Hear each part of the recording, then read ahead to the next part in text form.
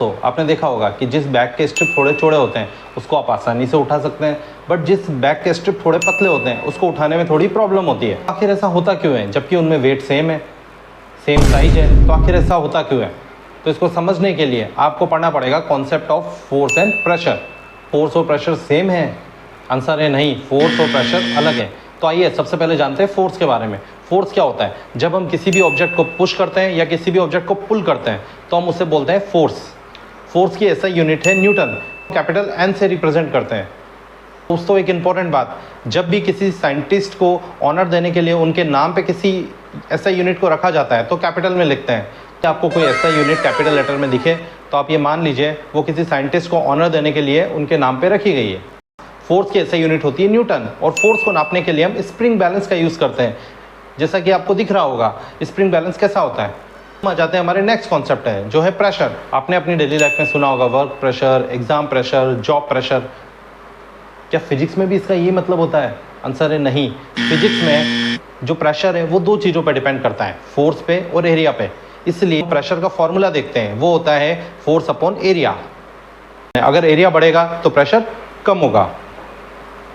आइए दोस्तों इनको कुछ डेली लाइफ एग्जांपल्स के साथ देखते हैं।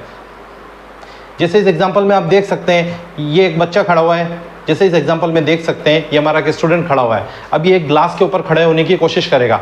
अब जैसे ही ये एक ग्लास के ऊपर खड़ा हो रहा है, जैसा कि आप देख सकते हैं वीडियो में, जैसे ही ग्लास के ऊपर खड़ा हुआ है और एक ग्लास क्रश हो गया है।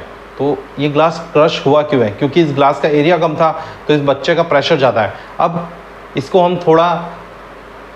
अब हम ऐसा करके देख लेते हैं, वापस से नए ग्लास लाते हैं और इन ग्लास को ज़मीन पे रख देते हैं और इनके ऊपर एक बुक रख देते हैं।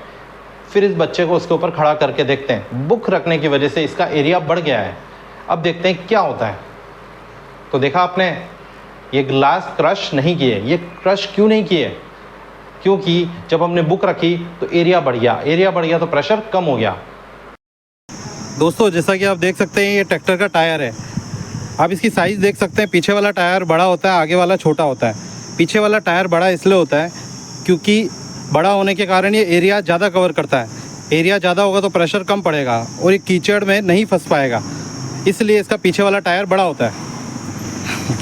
हमारे पास दो चीज़ें हैं, अब इन दोनों को हम हथौड़ी की सहायता से दीवार में लगाने वाले हैं। अब हम देखते हैं कौन इनमें से आसानी से चला जाएगा। दोस्तों सबसे पहले हम इसे लगाने की कोशिश कर रहे हैं। तो आप देख सकते हैं पुनीत इसको गाड़ने की कोशिश कर रहा है, बट ये इतना इजीली लगेगी नहीं। तो पुनीत क्या है, लगी नहीं। अब हमने दूसरी कील ली है, अब हम इसको लगाने की कोशिश कर रहे हैं और देखते हैं लगती है कि नहीं दीवार में आसानी से। और इसे लगाने की कोशिश कर रहे हैं।